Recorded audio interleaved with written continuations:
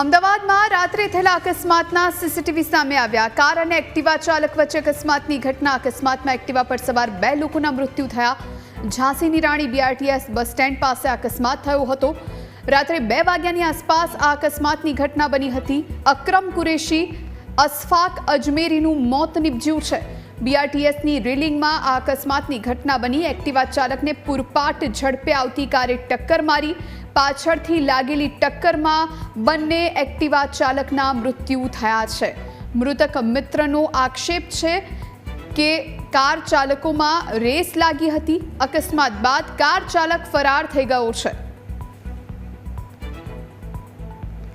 તો આ સીસીટીવી દ્રશ્યો આપ જોઈ રહ્યા છો। સીસીટીવી દ્રશ્યો ઝાંસીની રાણી પાસેનું છે। બીઆરટીએસનું બસ સ્ટોપ છે એ કોરિડોરના છે, કારણ કે અહીં જ એક કાર ચાલકે એક્ટિવા સવાર 2 યુવકોને ઉડાવ્યા અને આ બંને યુવકોના મૃત્યુ થયા છે।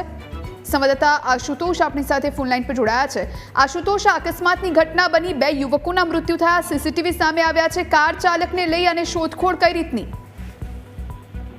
જી, વાત કરવામાં આવે તો જે પ્રકારની સીસીટીવી સામે આવ્યા છે, ઘટના રાત્રે 1:52 છે, જેમાં અકરમ કુરેશી અને અશફાક અજમેરી જે છે 2 મિત્રો એક્ટિવા લઈને ઝાંસીની રાણી પાસેથી પસાર થઈ રહ્યા હતા। તે સમય દરમિયાન કહી શકાય કે જે પણ બ્રેઝાનો ચાલક હતો તેને પાછળથી ટક્કર મારી હતી અને એટલી ભયાનક ટક્કર હતી કે બીઆરટીએસની જે રેલિંગ છે તે પણ તોડીને એક્ટિવા જે છે તે સીધું બીઆરટીએસ કોરિડોરમાં જે છે તે પડ્યું હતું અને ત્યારબાદ બંને યુવકો પણ જે છે ત્યાં લગભગ 20 થી 30 ફૂટ જેટલા ઢસડાયા હતા।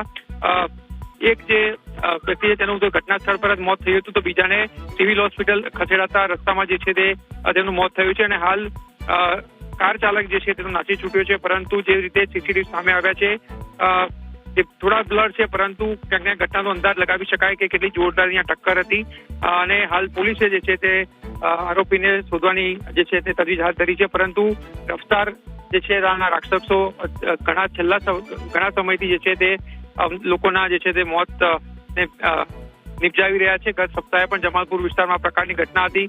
ગતરોજ પણ સવારે 5 વાગે વ્યાસવાડી વિસ્તારમાં એક તિયાસ કાર ચાલકે રિક્ષાને ટક્કર મારી હતી। સંજોગોવાત તે ઇજાગ્રસ્ત પામ્યો છે, પરંતુ જમાલપુરમાં પણ વ્યક્તિનું મોત નીપજ્યું હતું। એટલે છેલ્લા 4 દિવસમાં 4 લોકોના મોત જે છે તે રોડ અકસ્માતમાં થયા છે। તે પણ ખૂબ જ ચિંતાનો વિષય ગણી શકાય। જી, આભાર આપનું જાણકારી આપવા